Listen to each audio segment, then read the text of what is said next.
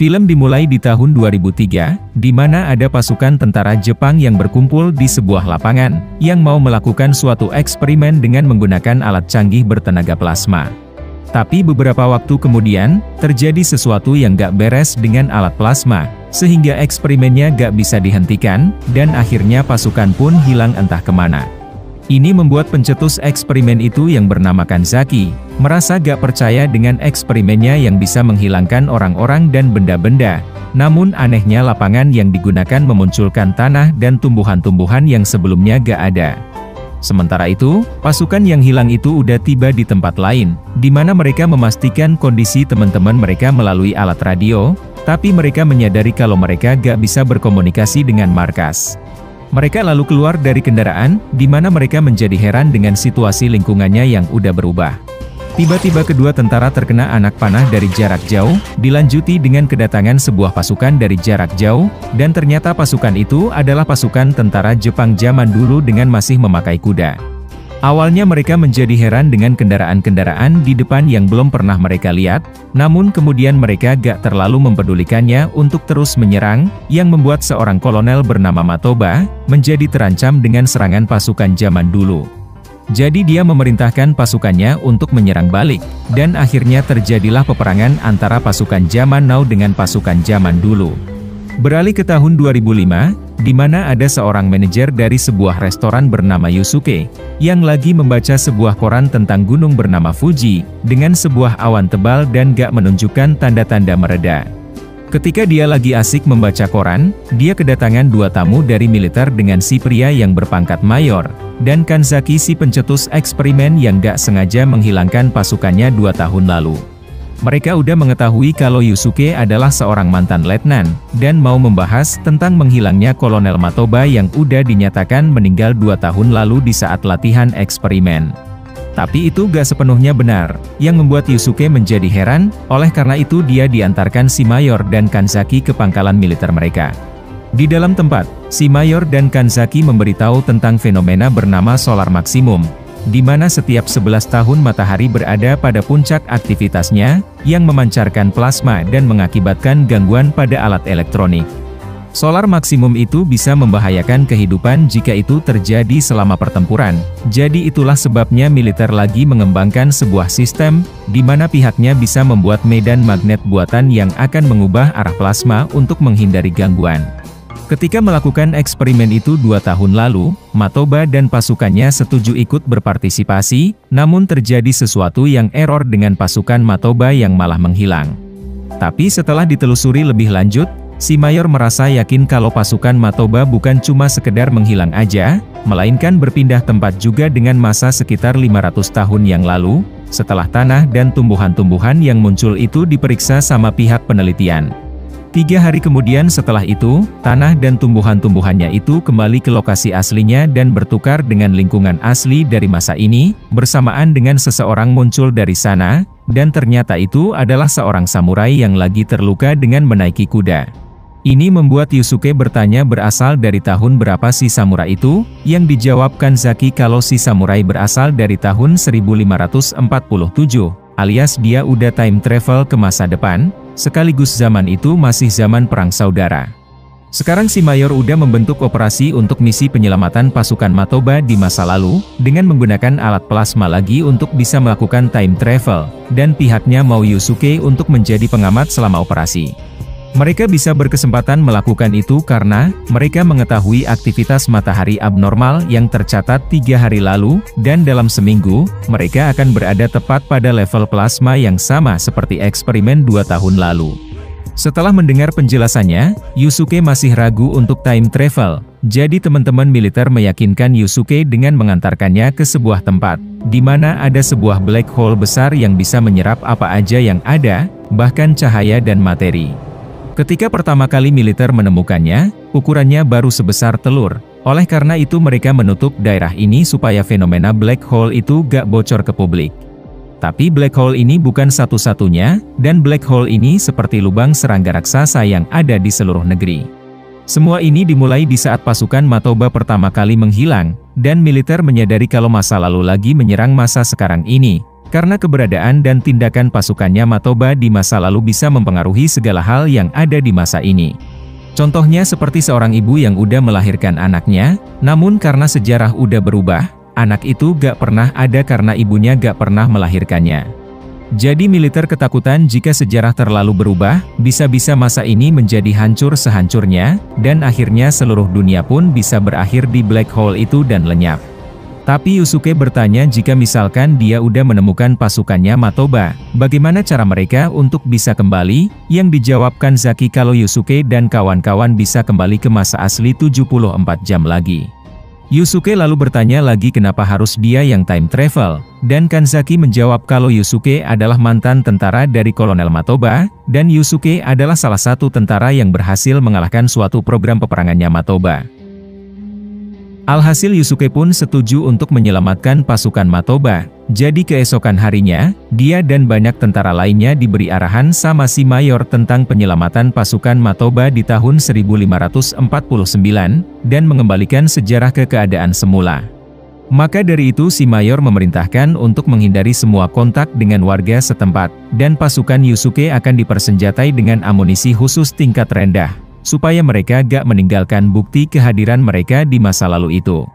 Ini membuat Yusuke bertanya apakah mereka tetap akan membawa amunisi beneran, yang dijawab si Mayor, benar, tapi itu cuma untuk digunakan dalam keadaan darurat aja. Yusuke dan kawan-kawan kemudian bersiap di posisi mereka masing-masing, dan ternyata si samurai juga ikutan untuk membantu Yusuke dan kawan-kawan, sekaligus untuk bisa kembali ke masa aslinya dan bertemu dengan tuannya lagi. Setelah semuanya siap, mulailah alat-alat plasma itu diaktifkan, dan akhirnya Yusuke dan kawan-kawan pun time travel ke Jepang masa lalu. Setelah tiba di tahun 1549, si samurai merasa senang bisa kembali ke kampung halamannya, sementara beberapa tentara memasang alat penanda lokasi asal mula kedatangan mereka.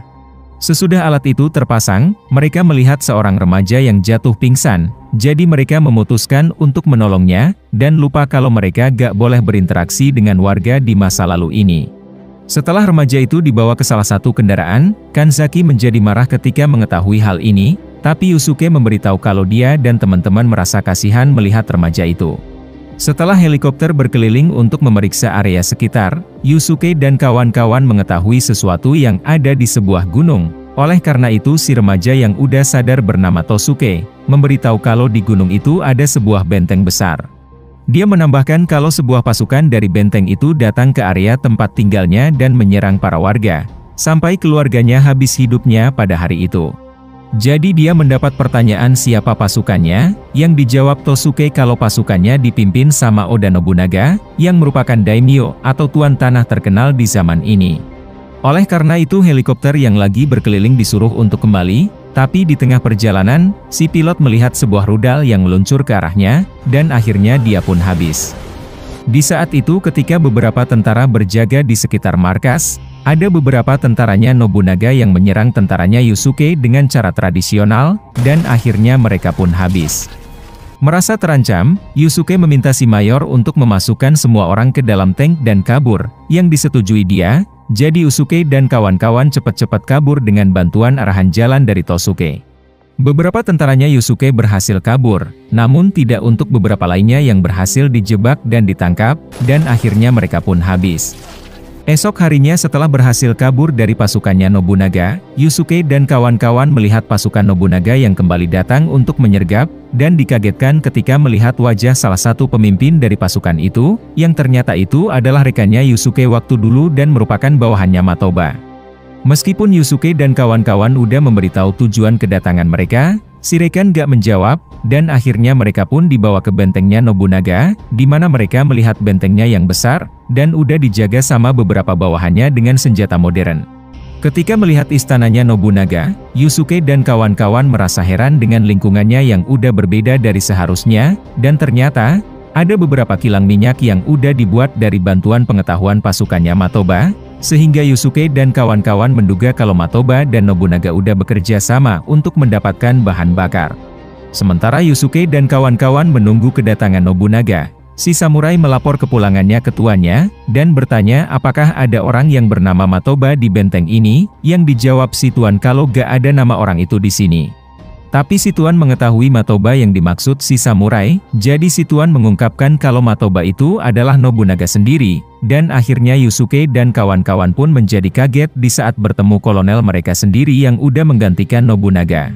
Oleh karena itu mereka meminta penjelasannya Matoba, yang dijelaskan dia kalau 2 tahun lalu, banyak dari tentaranya yang pada habis hidupnya setelah berperang melawan pasukannya Nobunaga.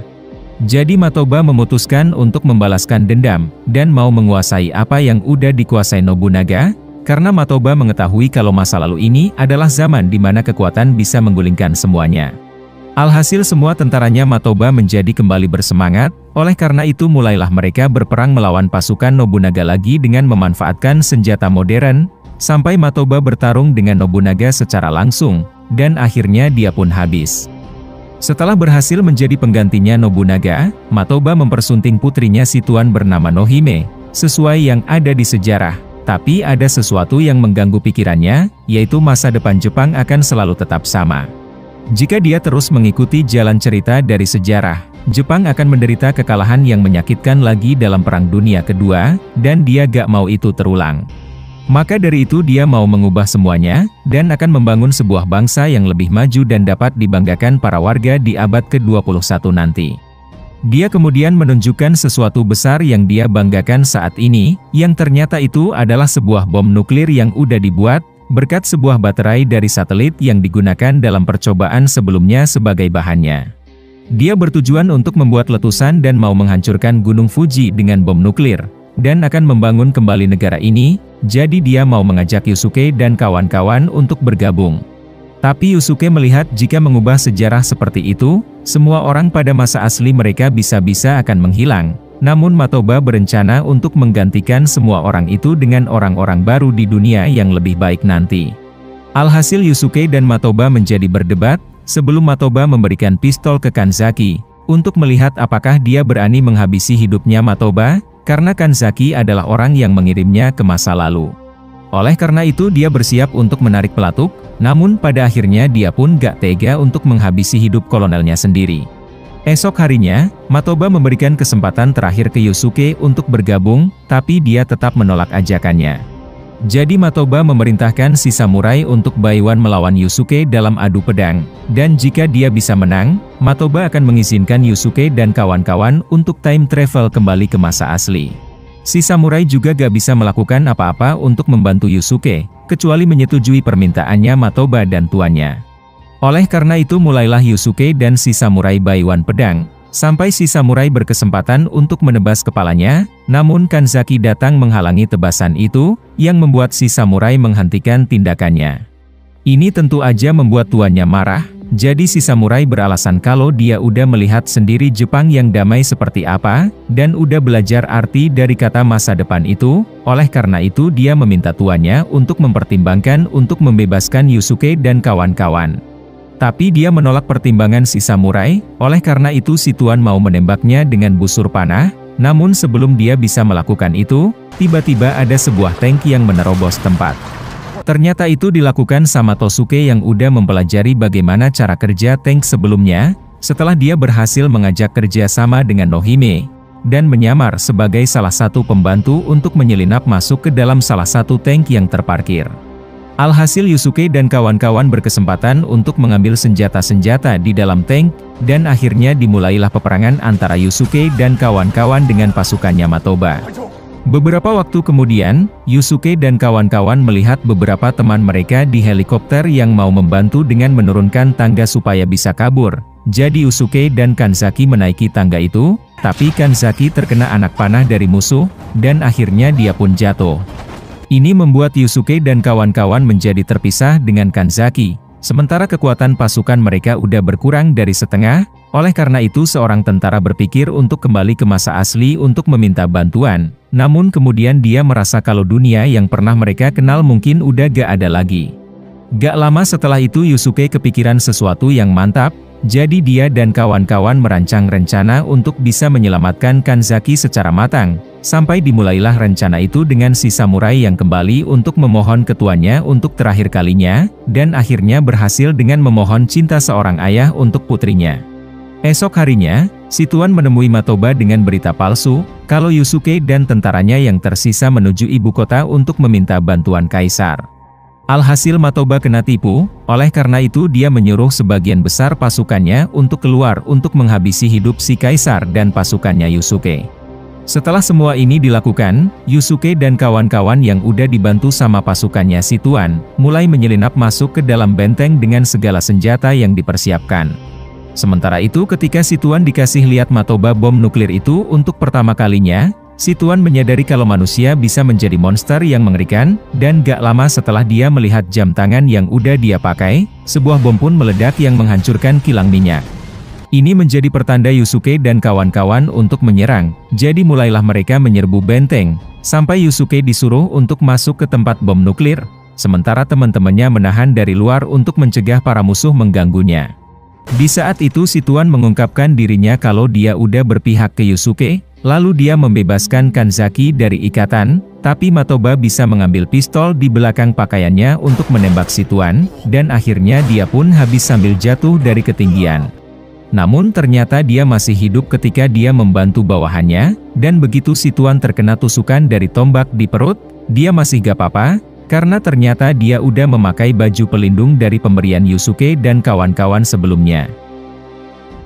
Gak lama setelah kedatangan Yusuke di tempat bom nuklir, pertarungan terakhir antara dia dan Matoba pun dimulai, sampai Matoba berkesempatan untuk mengaktifkan bom nuklirnya, dan akan meledak dalam waktu 20 menit.